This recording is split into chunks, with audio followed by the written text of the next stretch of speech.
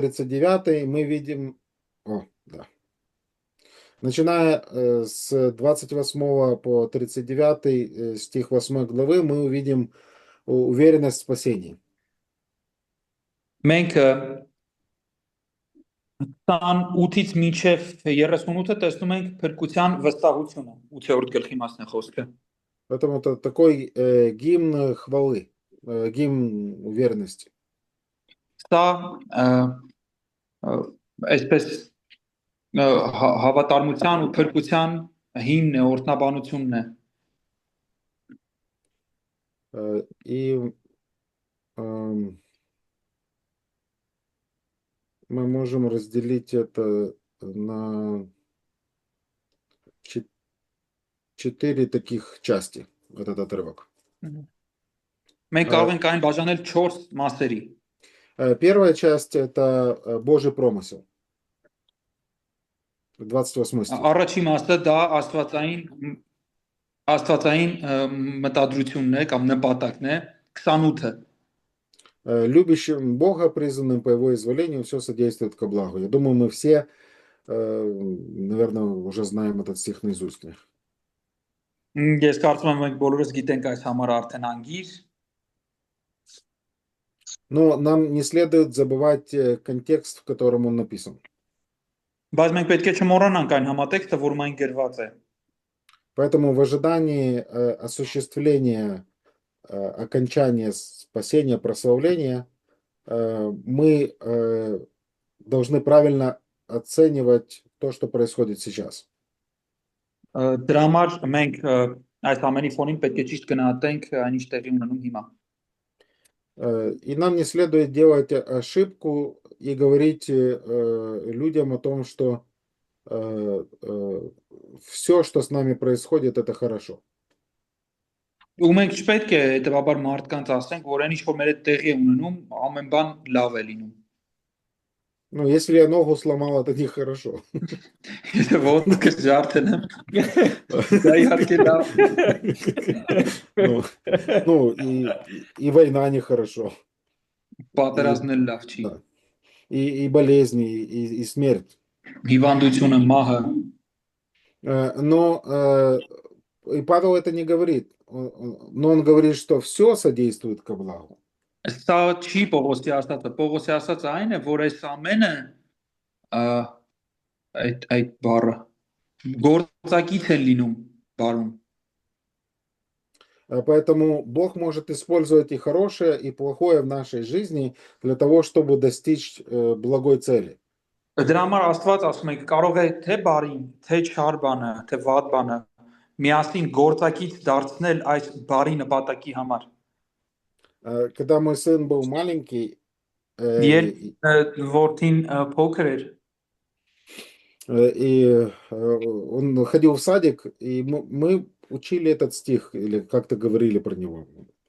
ու գնում էր մանկապարտեզ, մենք ինչ որ առիթով խոսում էինք այս համարի մասին ու մենք անգիր էինք սովորում այն։ Я помню, зимой я его привел в садик, там раздеваю его, снимаю эти куртки, все.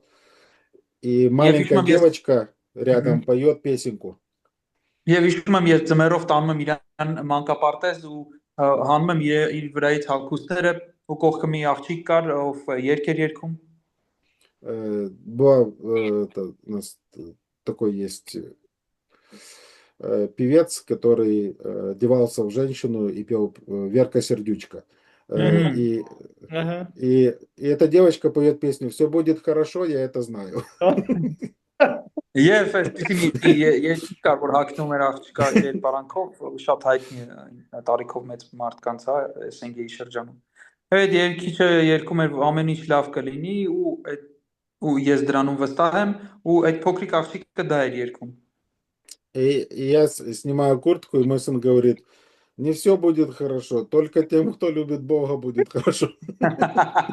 Եվ իմ որդին այդտեղ պատասխանում է ասելով ամեն ինչ չի լինելու լավ, միայն այն մարդկանց համար լինելու լավ, ովքեր որ սիրում են Աստծուն։ Богословие, оно имеет значение. Աստվածաբանությունը կարևոր նշանակություն ունի։ Но молитесь за моего сына, у него сейчас период определенных духовных сомнений, и я надеюсь, что он вернется к своим убеждениям. Բայց աղոթեք իմ տղայի համար հիմա իմ մոտը հոգևոր խառը վիճակ է ու ես հույս ունեմ որ աղոթենք որ նա հետ գա իր համոզմունքներին И дальше, 29 и 30 стих, мы видим вторую часть этого отрывка. Եվ Это так 29-ից называемая золотая цепь спасения. ահա եւ 29-ից 30-ում մենք տեսնում ենք երկրորդ մասը այսպես կոչված բրկության ոսկե շղթան И что мы здесь видим, что есть группа людей на входе. Եվ մենք ինչ ենք այստեղ տեսնում ենք որ մի խումբ մարդ կա մուտքի մոտ в предузнании численно равна группе людей на выходе в прославлении. Եվ Աստծո կանխա նախորոք ճանաչած այդ խմբի թվականակը հավասար է այն խմբի թվականակին, որը պետք է այդտեղով անցնի։ И мы понимаем, что в этом процессе никто не теряется по дороге. Եվ մենք հասկանում ենք, որ այս process-ի ընթացքում ոչ ոք ճանապարհին չի կորչում։ Но некоторые все-таки пытаются бороться с этим текстом. Բայց գտնվում են որոշները, ովքեր որ փորձում են պայքարել այս տեքստի դեմ։ Я думаю, еще одним, ну, наверное, таким параллельным отрывком данной идеи являются слова Христа в Евангелии от Иоанна. Ես կարծում եմ կարելի է Հովհաննես ավետանից Հիսուսի խոսքերից տեղ զուգահեռ անցկացնել։ Это 6 глава. Դա 6-րդ գլուխն է։ 6 глава, это будет где-то 39, 40, сейчас. Так, 37, 38 и 39 стих. 37-ից 39-ը Բոլորը ում հայրն ինձ է տալիս, ինձ պիտի գան, եւ ով որ ինձ գա, ես նրան երբեք դուրս չպիտի հանեմ, որովհետեւ ես երկնքից իջա ոչ թե իմ կամքը անելու, այլ նրա կամքը, ով ինձ ուղարկեց։ Եվ այս է իմ հոր կամքը, որ ինձ уղարկեց, որ բոլորից ում հայրը ինձ տվեց, ես ոչինչ չկորցնեմ, այլ հարուցանեմ այն վերջին օրը։ Здесь мы тоже видим группу людей, которых Бог Отец дает Сыну. 37 стих. Այստեղ մենք նույնպես 37-րդ համարում տեսնում ենք մի խումբ մարդկանց մասին, ում հայրաստվածը տվել է որդուն։ Все, кто приходят к Сыну, ни одному из них Христос не скажет: иди отсюда. Он всех принимает. Բոլոր նրանք, ովքեր կգան Քրիստոսի մոտ, ընդունելության համար ոչ ոքին Քրիստոսը չի ասի եկոմ գնացեք, այլ բոլորին կընդունի։ В 38 стихе мы видим, Христос дает комментарий, что цель его прихода на землю заключается в том, чтобы исполнить волю Небесного Отца. Մենք 38-րդ համարում տեսնում ենք Քրիստոսի մեկնաբանությունը, ասում են, որ նա երկնքից իջել է, որ հոր կամքը կատարի։ А 39 стих говорит о том, что в чем же состоит воля Отца. Եվ 39-ը խոսում է այն բանի մասին, թե ինչումն է կայանում հոր կամքը։ Христос говорит: Бог Отец хочет, чтобы все, что Он мне дал, чтобы я ничего не потерял и воскресил это в последний день. Քրիստոս ասում է, որ հոր կամքը այն է, որ բոլորից ում նա ինձ տվեց, ես ոչինչ չկորցնեմ, այլ հարություն տամ վերջին օրը։ Поэтому вопрос, скажем так, потери спасения — это не то, что может сделать человек. Այսինքն փրկությունը կորցնելու հարցը դա մի բան չէ, որը կարող է անել մարդը։ А вопрос спасения — это вопрос природы самого Бога. Այդ փրկության հարցը հենց Աստծո բնույթի հարցն է։ Может ли такое случиться, что Иисус Христос скажет Богу, Отцу: ну, я старался выполнить твою волю, но не получилось? Կարող է լինել այսպես, որ Քրիստոսը հայրասուն ասի, ես փորձում էի քո կամքը կատարել, բայց չստացվեց։ Я не думаю, что такой сценарий просто возможен. Ես չեմ կարծում, որ այսպիսի սցենար ընդհանրապես հնարավոր է։ Часто люди приводят аргумент, что да, Бог держит нас в своей руке, но я могу сам выпрыгнуть из этих объятий.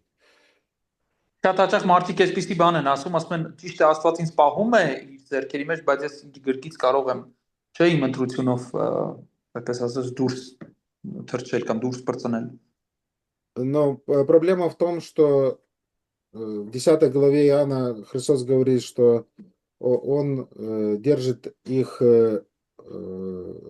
овец в своей руке, и также они находятся еще в руке Божьей. Եվ խնդիրը նրանում է այստեղ, որ Հիսուս ասում է այս նույն ավետարանի 10-րդ գլխում, որ նա այս մարդկանց իր ձեռքերում է բռնում եւ նրանք գտնվում են նաեւ հոր ձեռքերի մեջ։ Поэтому, мне кажется, гарантии и уверенности мы имеем больше, чем предостаточно. Եվ ես կարծում եմ, որ մենք վստահություն եւ երաշխիք ունենք ավելին, քան հերիք է ունենալ։ И плюс еще, слова апостола Павла здесь, 29-30 стихи. Եվ սրան գումարած Պողոս առաքյալի խոսքերը 29 եւ 30-րդ համարում Հռոմեացիներին 8-ի։ Мы не должны думать, что это единственный отрывок, который затрагивает эту тему. Մենք չպետք է մտածենք, որ սա միակ տեղն է, որ խոսում է այս թեմայի մասին։ Но нам следует обратить внимание на эти глаголы и немножко поговорить о их значении. Մենք պետք է ուշադրություն դարձնենք մի փոքր այս բայերի մասին, այս բայերին ուշադրություն դարձնենք եւ խոսենք նրանց մասին։ Потому что, армянская позиция также пытается истолковать слова Павла так, чтобы сохранить свое богословие. Որովհետեւ արմինականությունը փորձում է Պողոս առաքյալի խոսքերը մեկնել այնպես, որ իր աստվածաբանությունը պահպանվի։ Итак, первое слово это предузнал. Առաջին բառը դա նախորդ ճանաչելն է։ По сути, у нас есть 5 терминов. 2 это, скажем так, то, что было до начала истории. Մենք այստեղ ունենք այսպես ասած 5 տերմին, այն ինչ որ տեղի է ունեցել մինչև պատմությունը։ Потом у нас есть 2 термина, которые описывают то, что происходит в истории. Մենք այստեղ երկու տերմին էլ ունենք, որ ներկայացնում է այն ինչ որ տեղի ունենում պատմության մեջ։ И еще один термин, который еще должен произойти. Եվ մի տերմին էլ, որը խոսում է նրա մասին, թե ինչ է լինելու։ И говоря о первых 2 терминах, первый это прогиновско, да, Եվ առաջին տերմինից խոսելիս պետք է ասենք, որ դա պրոգինոսկոն է։ Это фундамент всей цепи. Եվ սա այս ամբողջ շղթայի հիմքն է։ Именно в отношении этого слова, есть спор между армянянами и тем, кто говорят о предвидении веры. О предвидении веры? Да. Лексическое значение греческого слова это 2 слова, соединенные вместе, предлог про заранее и знать. И поэтому некоторые богословы армянского толка, они говорят, что Бог как бы взял подзорную трубу, заглянул вперед и увидел, что кто по своей свободной воле уверует в него. И поэтому այս բարի վրա կա վեճ, թե ինչպես է մեկնվում այս պրոգինոսկոն նախորոք կամ սկզբից ճանաչեցը հակամարտության մի թեում արմինականությունն է, որոնք որ ովքեր որ ասում են, որ Աստված պատմությունից առաջ այսպես ասենց կարծես թունելի այն կողմից տեսնում է վերջը, թե ինչ է տեղի ունենալու, И поэтому на основании этого предвидения Бог избрал. եւ այդ իր տեսած ինֆորմացիայի հիմքով էլ թե ինչ է տեղի ունենալու, նա ընտրեց։ И в таком понимании предузнание, оно рассматривается как интеллектуальное знание фактов. Եվ այս կերպով եթե մեկնես այս պրոգինոսկոն կստացվի ուղակի բանականորեն փաստերի բանական ընկալում, այսպես ասած։ Ուղակի տեսնում ես փաստերը ճանաչում ես, թե ինչ է իրականում տեղի ունենում։ Но это очень, скажем так, иногда опасно так просто разбивать слова и так толковать. Եվ երբեմն շատ վտանգավոր է բառերը այսպես բաժանել մասերի եւ այս կերպով մեկնաբանել։ Потому что не всегда сложно составное слово, оно имеет значение, если его разбить и просто толковать каждую часть. Որովհետեւ բարդ բառերը, այսինքն երկկազմության կամ մի քանի ավել բառերը շատ հաճախ չի կարելի ուղակի բաժանել առանձին կազմության ու իրար հետ որպես մի նախադասություն կամ մի միտք, այսպես որպես մեկնել։ Реформаторский взгляд на этот счет дает другое определение этому слову. Բարեկարգյալ տեսակետը տալիս է այս բառի ուրիշ սահմանում։ Чарльз Ходж, Джон МакАртур и другие утверждают, что в Библии слово «знать» часто означает иметь близкие или интимные отношения. Չարլզ Հոջը, Մակարտուրը եւ այլ աստվածաբաններ ասում են, որ Աստվածաշնչում այս ճանաչեցը շատ հաճախ հանդիպում ենք մտերիմ հարաբերությունների համատեքստում։ Или это может означать избрать с любовью. Ասում են, որ դա նշանակում է ընտրել սիրով։ Ну, в Бытие мы можем читать: Адам познал Еву, а в книге Амоса 3:2 мы можем читать слово «только вас признал». Ну, в еврейском тексте это «еда», «знать». Յադա։ Այս տերմինը եբրայերենով, այսինքն այս պրոգինոսկո բառի էկվիվալենտը եբրայերենում կարելի է հանդիպել Ծննդոց գրքում, երբ որ ասում է, որ Ադամը իր կնոջը գիտած, Ամոսի 3:2-ում է հանդիպում, որ ասում է բոլոր ազգերի մեջից ձեզ եմ ճանաչել։ Плюс в отношении вот этой идеи предвидел, что Бог просто предвидел веру кого-то, это говорит о том, что спасение, оно по сути инициатором которого является человек, а не Бог. Բացի այս ամեն ինչին, եթե այն կերպով մեկնենք բառը, որը արմինականներն են մեկնում, կստացվի որ փրկության սկզբնավորողը ոչ թե Աստված է, այլ մարդն է։ Павел говорит о том, что все зависит от Бога. Իսկ Պողոս ասում է, որ ամեն բան կախված է Տիրոջից։ Поэтому вот это предузнание здесь лучше, оно означает больше как заранее возлюбил. Դրա համար այստեղի այս նախորոք իմանալը կամ սկզբից ճանաչելը նախորոք սիրով ընտրելու մասին է։ Так, сейчас, секундочку. Так.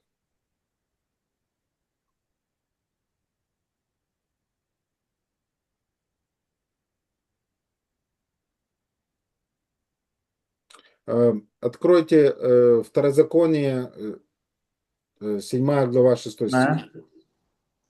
Բացեք երկրորդ օրենքի 7:6-ը 6 по сейчас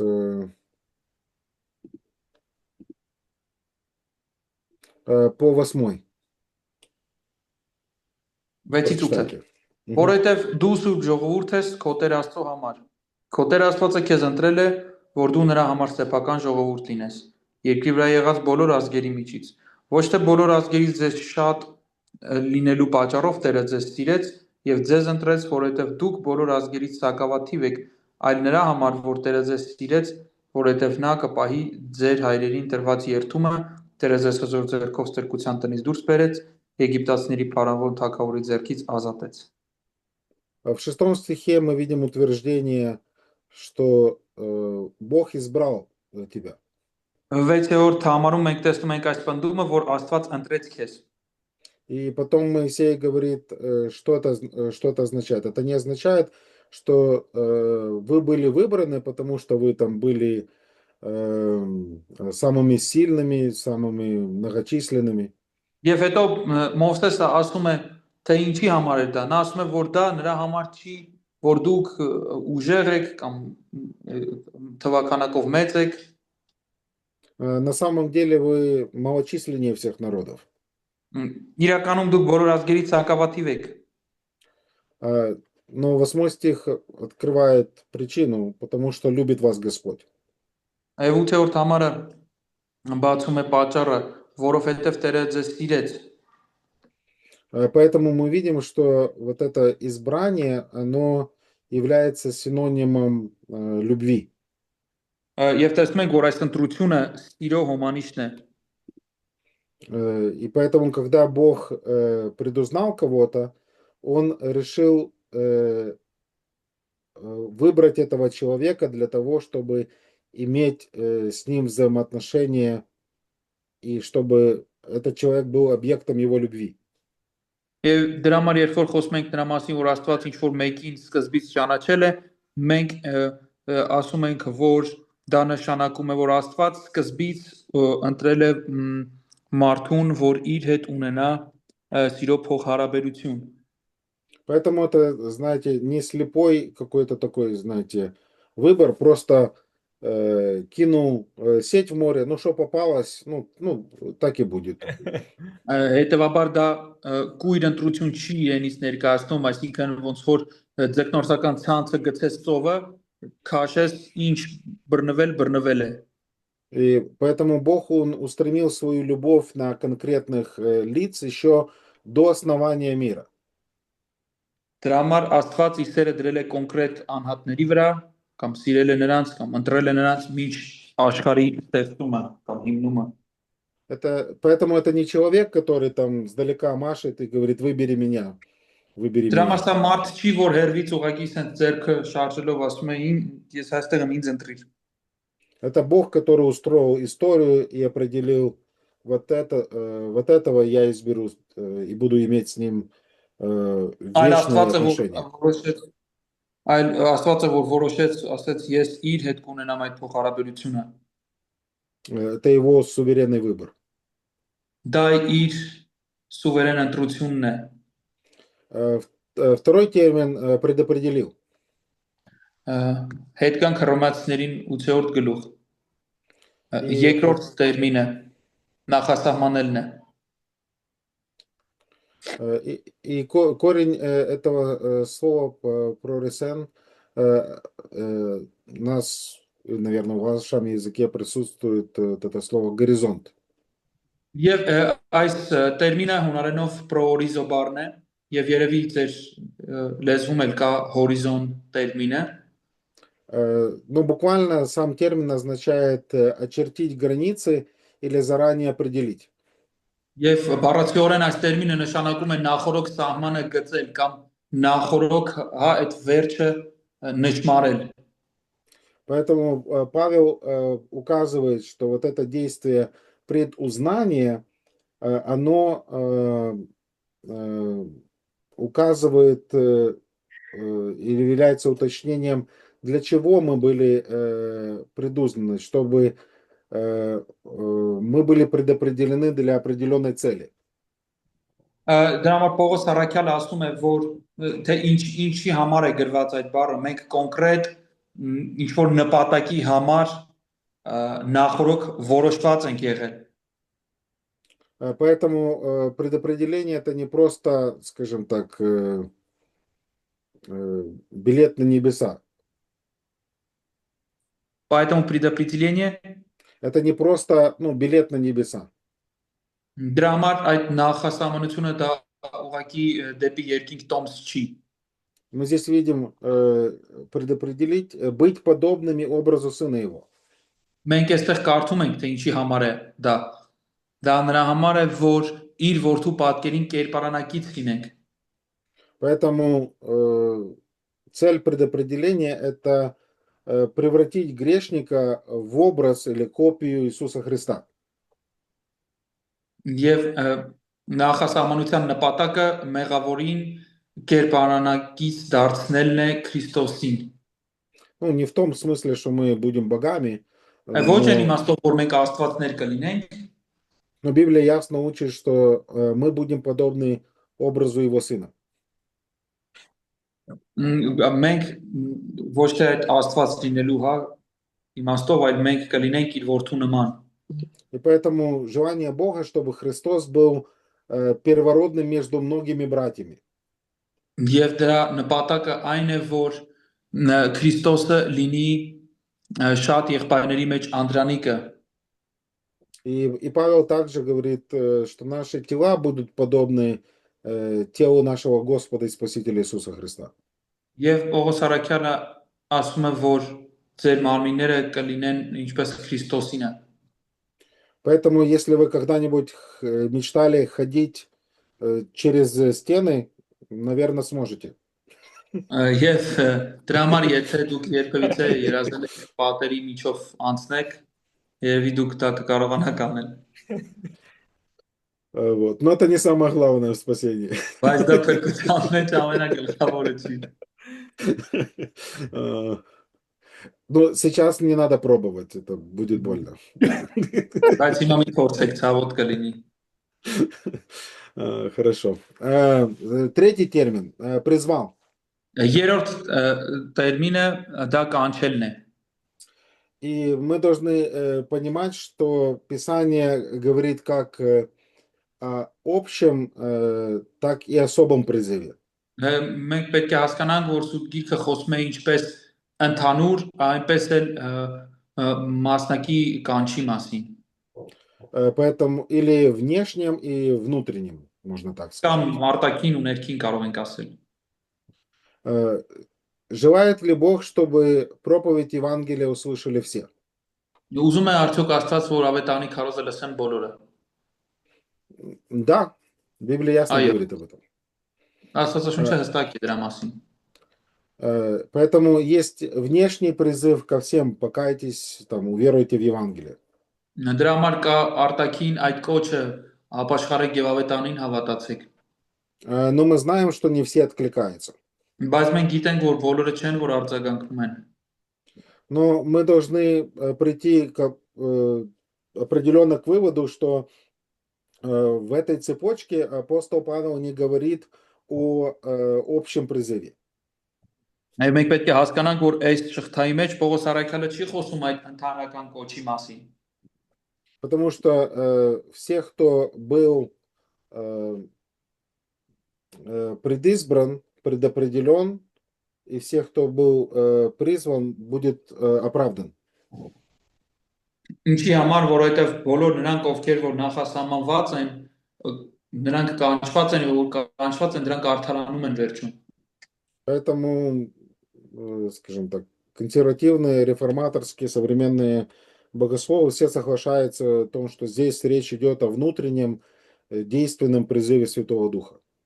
Դրա համար կոնսերվատիվ մեր ժամանակակից բոլոր բարեկարգյալ աստվածաբանները համաձայն են այս մեկնությանը, որ այստեղ խոսվում է ներքին կանչի մասին Սուրբ Հոգու միջոցով արվող։ И в качестве иллюстрации часто приводят воскресение Лазаря, что у Лазаря, когда Иисус Христос сказал ему: выйди вон, у него не было, скажем так, выбора, выходить или нет. Եվ շատ հաճախ բերում են Ղազարոսի օրինակը ասելով որպես իլյուստրացիա պատկերազարդում, որ երբ որ Հիսուսը ասաց Ղազարոսին դուրս եք, նա չուներ ընտրության հնարավորություն։ Ну, Лазарь находился в таком положении, где он не мог сам решить, я буду выходить или нет. Ղազարոսը այն կարգավիճակում չէր, որ ինքը որոշեր ես դուրս գամ թե ոչ։ Но когда прозвучал призыв, особо, скажем так, выбора не было. Բայց երբ որ այդ կոչը եղավ, նա առանձնապես ընտրություն էլ չուներ։ Он откликнулся на этот призыв. Նա արձագանքեց այդ կոչին։ И поэтому мы находим убеждение из Писания, что всех, кого Бог избрал, в момент, когда Бог решил призвать этих людей, все эти люди откликаются. Մենք ունենք Սուրբ գրային այն վկայությունը, որ երբ որ Աստված մարդուն կոչ է անում փրկության համար, ում որ անում է բոլոր այդ մարդիկ արձագանքում են։ Вот почему апостол Павел был готов страдать и платить цену и идти в места, чтобы люди услышали Евангелие ради избранных. Ահա թե ինչու էր Պողոս առաքյալը պատրաստ չարչարվելուն, պատրաստ այդ գինը վճարելուն, որ գնա անհասանելի կամ դժվար հասանելի հատվածներում ավետարանը քարոզի, որ ընտրյալները լսեն այն։ Он не знал, кто именно эти будут люди, но он имел убеждение в том, что такие люди находятся среди народов, которым он проповедует Евангелие. Ճիշտ է, նա չգիտեր կոնկրետ ովքեր են այդ մարդիկ, բայց գիտեր, որ այն ժողովուրդներում մեջ որ նա քարոզում է կան այդպիսի մարդիկ։ Поэтому вот это призвание является моментом возрождения или рождения свыше. Դրա համար այդ կանչը եւ այդ արձագանքը հանդիսանում է հենց այն պահը, որ իրենց ներկայացնում է վերստին ծնունդը։ Деяния 16:14. Գործք առաքելոց 16-14-ը։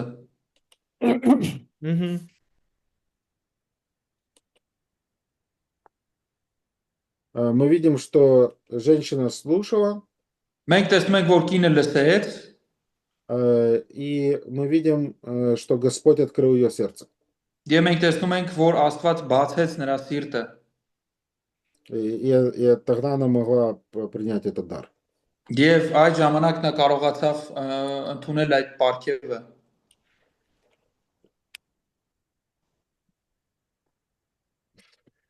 И Деяния 13:48. Եվ իհարկե, գործք առաքելոց 13:48-ը։ Уверовали все, которые были предоставлены к вечной жизни. Հավատացին բոլոր նրանք, ովքեր նախասահմանված էին հավիտենական կյանքի համար։ Следующий термин оправдал. Հաջորդ տերմինը դա արդարացրեցն է։ Это юридический термин, это не процесс превращения человека в праведника, это освящение, а речь идет о судебном акте.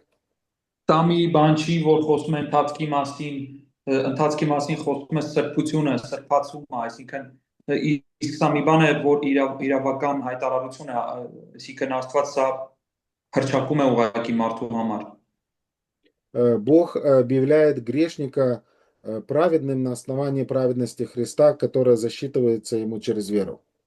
Աստված մեղավորին հայտարարում է արդար Քրիստոսի արդարության հիմքով, որը նրան համարվում է հավատքի միջոցով։ И мы видим, что оправдание, оно следует после призвания. Եվ մենք տեսնում ենք, որ արդարացումը կանչից հետո է լինում։ Сначала Бог оживляет сердце, призывает, и человек откликается верой. Սկզբից Աստված նորոգում է մարդու սիրտը, հետո մարդը արձագանքում է հավատով, И Бог оправдывает его. եւ Աստված այդ մարդուն արդարացնում է։ Поэтому не может быть такого, что Бог избрал и не оправдал. Դրա համար չի կարող այդպիսի բան լինել, որ Աստված ընտրեց, բայց չարդարացրեց։ И пятое, что мы видим, прославил. Եվ 5-րդ բանը, որ մենք տեսնում ենք, դա փառավորումն է։ Но тут и кажется, может быть, Павел пропустил еще один термин. Այստեղ թվում է, թե Պողոս առաքյալը ինչ-որ տերմին է բաց թողում։ 6, 7, 8 главы освящения. 6, 7, 8-րդ գլուխները խոսում են ինչե որ սրբության մասին։ И хотя Библия активно призывает человека участвовать в этом процессе, мы видим, что Павел сразу просто переходит от оправдания к прославлению. Եվ չնայած նրան, որ Աստվածաշունչը շատ տարբեր հատվածներում մարդուն կոչ է անում սրբացման կյանք ապրելու համար, բայց այստեղ մենք տեսնում ենք, որ Պողոս առաքյալը արդարացումից միանգամից անցում է կատարում փառավորեց արտահայտությանը։ Как наши дела не играют никакой роли до нашего обращения, Ինչպես մեր գործերը ոչ մի դեր չեն խաղում մինչև մեր ապաշխարությունը, э, э, так они не играют роли в контексте спасения после нашего обращения. այդպես էլ ապաշխարությունից հետո, երբ որ խոսում ենք փրկության համատեքստից, այդ ժամանակ էլ մեր գործերը ոչ մի դեր չեն խաղում։ Но сразу нам следует сказать, что неотъемлемым результатом оправдания будет плод праведности. Եվ միանգամից մենք պետք է ասենք, որ անբաժանելի մասը արդարացման կլինի արդարացումից հետո եկող այդ պտուղը, Будет желание жить по воле Божией и творить добрые дела. կլինի ցանկությունը ապրել Աստծո կամքի համեմատ եւ բարի գործեր գործել։ Но Павел здесь даже пропускает этот момент. Բայց Պողոսը այստեղ բաց է թողնում այդ պահը։ И он говорит, прославил. Это кульминация, самый удивительный грамматический момент отрывка. Եվ այս փառավորեցը կուլմինացիան է գագաթնակետը ամենահետաքրքիր տեղն է քերականորեն այս հատվածի։ Поэтому толкователи говорят о грамматическом таком феномене, так как используется время арист. Եվ մեկնաբանները խոսում են այս անգամանքի մասին, որովհետև այստեղ օգտագործում է աորից ժամանակաձևը։ Павел использует арист как бы прошедшее совершенное время для события, которое еще не произошло в реальности. Այսինքն Պողոս առաքյալը օգտագործում է անցած կատարված ժամանակաձևը մի բառի համար, որը նկարագրում է մի իրավիճակ, որը դեռ չի եղել իրականում։ Поэтому верующие еще не получили новые тела. Հավատացյալները дер նոր մարմիններ չեն стացել։ Они еще страдают на земле. Նրանք դեռ տանջվում են երկրի վրա։ И поэтому комментаторы называют это как такой пророческий арист. Եվ դրա համար մեկնաբանները անվանում են այս քրական հնարքը մարգարեական աորիստ։ Альберт Барнс говорит, это говорится так, словно дело уже сделано, чтобы показать абсолютную уверенность в результате.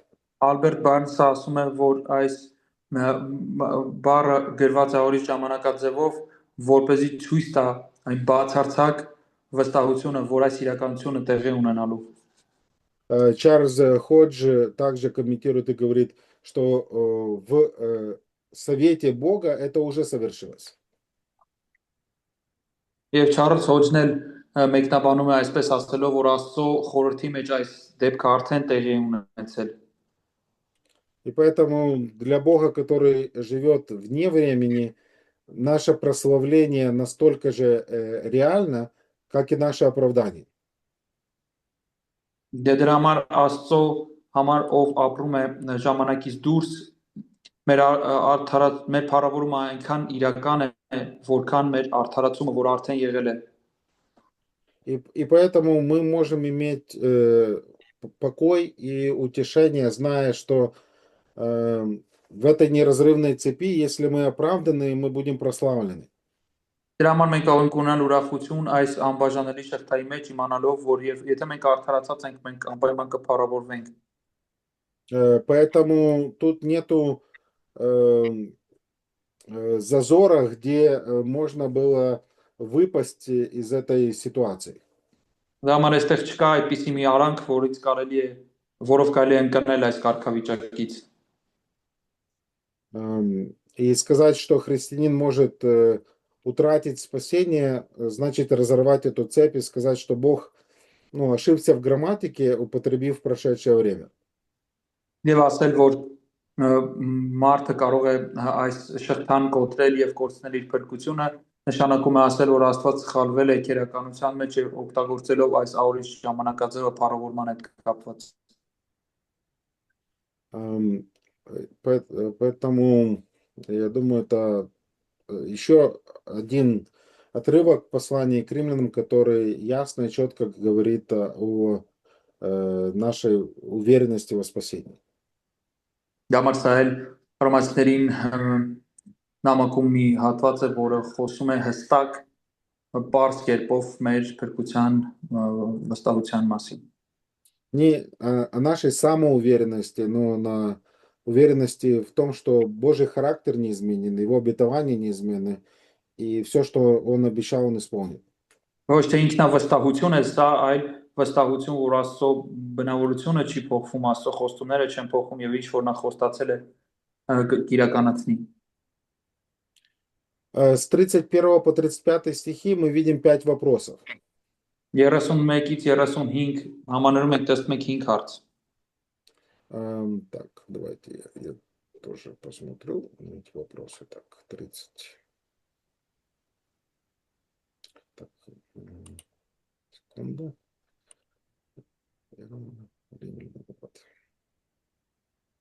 Если Бог за нас, кто против нас? Այդ հարցած մեր կողմնով կարող է մեզ հակառակ լինել։ Как с ним, то есть сыном, не дарует нам и всего? Այդ նա որ իր որդուն չխնայեց, այլ մեզ բոլորի համար մահվան մատնեց նրան, այլ ինչպես նրա հետ ամեն բան չի շնորհի մեզ։ Кто будет выдвигать обвинения против избранных Божьих? Ով Бог կարող է оправдывает մեղադրանք их? բերել, ով կարող է мեղադրանք бերել Աստծո ընտրյալների դեմ։ Поэтому у нас... Так, ага, вот, это 34 стих. Кто осуждает? Ով է որ դատապարտում է։ Христос умер и воскрес, Он и ходатайствует за нас.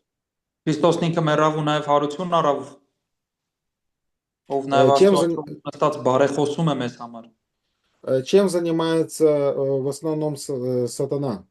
Он постоянно перед Богом клевещет против братьев. Ինչով է զբաղված սատանան, նա հիմնականում Աստծո առաջ մեղադրում է եղբայրներին։ Посмотри на него, посмотри на него. Նայիր նրան, նայիր սրան։ Но мы видим, что в 8 главе у нас два самых лучших адвоката. Բայց մենք տեսնում ենք 8-րդ գլխում մենք ունենք երկու ամենալավ փաստաբաններին։ Дух Святой и Иисус Христос. Սուրբ Հոգին եւ Հիսուս Քրիստոսը։ А Бог Отец наш судья. Իսկ Հայր Աստվածը մեր դատավորն է։ И они уже договорились. Եվ նրանք արդեն պայմանավորվել են իրար մեջ։ Все уже решено и законно. И поэтому любое... Можно еще раз повторить эту мысль? Все уже решено и законно. И законно? Законно. Եվ արդեն ամեն бан որոշված է եւ ամեն բան ըստ օրենքի է։ И поэтому любое обвинение, оно не выдерживает критики. Դրա համար ցանկացած մեղադրանք չի դիմանում քննադատությանը։ Вот посмотри вот на этого человека, что он сделал. Ահա նայ այս մարդը ինչ է արել։ За это уже заплачено. Դրա համար արդեն վճարված է։ Следующий вопрос. Հաջորդ հարցը։ Поэтому кто отлучит нас от любви Божией? Դրա համար ով մեզ կհեռացնի Աստծո սիրուց։ Могут ли обстоятельства разорвать наши отношения? Կարող են արդյոք իրավիճակները մեր հարաբերությունները խզել։ И мы уже видели, апостол Павел говорил о скорбях в 5 главе в контексте уверенности в спасении. Մենք հիշում ենք արդեն 5-րդ гլխում Պողոս առաքյալը խոսել էր վստահության մասին, հույսի մասին փրկության համատեքստում։ И только что чуточку выше он говорил относительно того, что если мы с ним страдаем, чтобы с ними прославиться. Եվ քիչ առաջ էլ ասաց, որ եթե մենք իր հետ չարչարվենք, իր հետ էլ կփառավորվենք։ Но из всего этого списка мы видим, что ничто не может нас отлучить. Այս ամբողջ ցուցակից մենք կարող ենք տեսնել, որ ոչ մի բան չի կարող մեզ բաժանել։ И даже когда дело идет не просто опасность, но про меч. Եվ անգամ երբ որ խոսքը գրում է ոչ միայն վտանգի մասին, այլ սրի մասին։ Это означает и может значить, что некоторые из нас могут быть убиты за веру, но это никоим образом не разрывает нашего союза с Богом. Եվ սա նշանակում է, որ անգամ եթե մեզանից ոմանք ոչ միայն հալածեն, այլ նաև սպանվեն հավատի համար, դա այս շղթան չի կոտրում, մեր Աստծո հետ կապը չի կարող խզել այդ հանգամանքը։ Если это Божий план для нашей жизни, Бог поможет нам через это пройти. Եթե դա Աստծո նպատակն է մեր կյանքի համար, Աստված կօգնի մեզ դրա միջով անցնել։ Пройти как? Ոնց անցնել։ Павел говорит, все это мы преодолеваем силою возлюбившего нас. Это не наши силы. Պողոս Արաքյալը ասում է, որ մենք այս ամենը հաղթահարում ենք նրա միջոցով, ով մեզ սիրեց։ И концовка, мы видим, что ни смерть, ни жизнь, ни ангелы, ни начало, ни настоящее, ни будущее, ни глубина, ни высота, никакая другая тварь не может отлучить нас. Եվ մենք տեսնում ենք արդեն նրա եզրահանգումը, որ ոչ մահը, ոչ կյանքը, ոչ հրեշտակները, ոչ իշխանություն, ոչ զորություն, ոչ ներկա, ոչ գալիք բաները, ոչ բարձրություն, ոչ խորություն, ոչ էլ մի ուրիշ արարած չի կարող մեզ բաժանել։ Поэтому мы видим невероятную силу и Божию верность по отношению к избранным. Դա համար մենք տեսնում ենք անհավանական հավատարմությունը ու ուժը Աստծո իր ընտրյալների հանդեպ։ И на этом заканчивается, казалось бы, пояснение Евангелия, но нас еще ожидает 9, 10, 11 глава. Եվ կարելի է կավետապահորություն լինել, որ այստեղ վերջանում է ավետարանի բացատրությունը, բայց дեր մեզ սպասում են 9, 10, 11 գլուխները։ Потому что если все это так и аминь, то что происходит с Божьим народом? Որովհետև եթե դա այսպես է եւ ամեն, ինչ է այդ դեպքում տեղի ունենում Աստծո ժողովրդի հետ։ Поэтому если Бог верен своим обещаниям, почему его избранный народ отверг Мессию? Եթե Աստված հավատարի մեր խոստումներին, ինչու իր ընտրյալ ժողովուրդը իրեն մերժեց, այսինքն Մեսիային։ Но об этом мы поговорим завтра. Բայց դրա մասին մենք խոսենք վաղ։ Да. Но если вам не втерпешь знать, ну, вы знаете, где можно про это прочитать. Եթե դուք շտապում եք, գիտեք որտեղ կարող եք կարդալ դրա մասին։ Спасибо за внимание, спасибо, Исайя, за перевод. Вам тоже спасибо большое. Да, это просто радостно напомнить себе все эти истины. Можешь, Исайя, помолиться? Конечно. Սիրելի Հայր, մենք փառավորում ենք քեզ։ Մենք շնորհակալություն ենք քեզ հայտնում քո մեծության համար։ Մենք շնորհակալություն ենք քեզ հայտնում քո խոսքի համար։ Փառք ենք քեզ տալիս այս հնարավորության համար, մեր դասախոսի, կազմակերպիչների, որ կարող ենք Տեր լսել քո ճշմարտությունները, սովորել։ Շնորհակալ եմ, որ կարող եմ ծառայել քեզ, ծառայել եղբայրներիս, Տեր։ Շնորհակալ ենք մեր դասախոսի համար, իր սրտի համար, Տեր, որ այս պատերազմական իրավիճակում թողնում է ամեն բան, Տեր, եւ քո ժողովրդին կրթում է քո ճանապարհները, փորձում է սովորեցնել քո խոսքի համեմատ։ Խնդրում եմ օրհնես իրեն, իր ընտանիքը, իր եկեղեցին, որտեղ որ նա ծառայում է քո փառքի անվան համար, Տեր։ Ու խնդրում եմ օրհնես նաեւ եղբայրներիս իրենց ուսումը, Տեր, բարեհաջող ավարտին հասցնես, Տեր, ու օգնիր, ինչպես միշտ ես իմ ուսումների համար էլ աղոթում եմ, նույնն էլ Տեր իմ եղբայրների համար եմ ցանկանում, Տեր, թող որ այն ինֆորմացիան, որ ունենք, ոչ թե մեր գլուխները լցնելու համար լինի միայն, Ոչ թե հպարտանալու մարդկանց լեզվով հաղթելու համար, այլ թող որ Տեր քո փառքը հռչակելու համար լինի, Տեր, թող որ այս ամեն ինչը ծառայեցնենք քո փառքի համար, ամենայն խոնարհությամբ, որովհետև ողջ փառքը քեզ է պատկանում, մեր Տերը եւ Աստվածը, Հայրը, Որդին եւ Սուրբ Հոգին։ Ամեն։ Amen. Amen. Спасибо. Аминь. Вам тоже Спасибо. спасибо. Мгм. Тогда завтра, как обычно. Если не перейдет. Что? Хорошо.